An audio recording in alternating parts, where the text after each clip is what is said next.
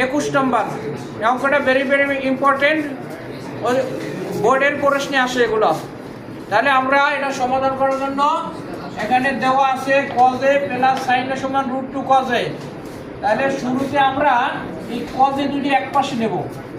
তাহলে এখানে sin a রাখলাম, এখানে আছে √2 cos a, আর এই পাশের cos a ওই পাশে ছিল প্লাস, এই পাশে মাইনাস হলো। তাহলে এখন sin a, এই cos a দুইটা থেকে একটা কমন নিই, এই কমন নিলাম আমরা। কমন নিলে এখানে থাকে √2 আর এখানে cos a কমন নিছি, তাহলে 1 থাকে। এখন আমরা এটারে স্থান পরিবর্তন, অর্থাৎ ডান পাশ বাম পাশে নিব, বাম পাশ ডান পাশে নিব, কারণ আমাকে যেটা প্রমাণ করতে হবে এটা লেফট হ্যান্ড সাইডে cos a আছে শুরুতে। তাহলে এটা √2 - 1 আর এটা sin a চেঞ্জ করে দিলাম। এবার cos a এখানে রাখলাম, এখানে আছে sin a, আর √2 - 1 এটা cos এর লাগে গুণ ছিল, তাই সমানের ওই পাশে গেলে ভাগ হবে। তাহলে গুণ থাকলে সমানের ওই পাশে গেলে ভাগ হয়, নিয়ম জানো তো। তাহলে এখানে cos a সমান, এটা আবারও লিখি,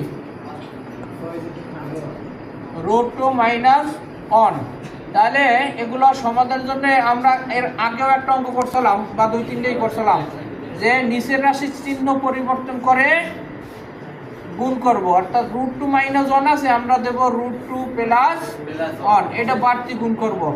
যেটা নিচে বাড়তি গুণ করছে এটা উপরেও গুণ করব, অর্থাৎ হর ও লবকে আমরা √2 + 1 দিয়ে গুণ দিছি। এখন এই cos a রইল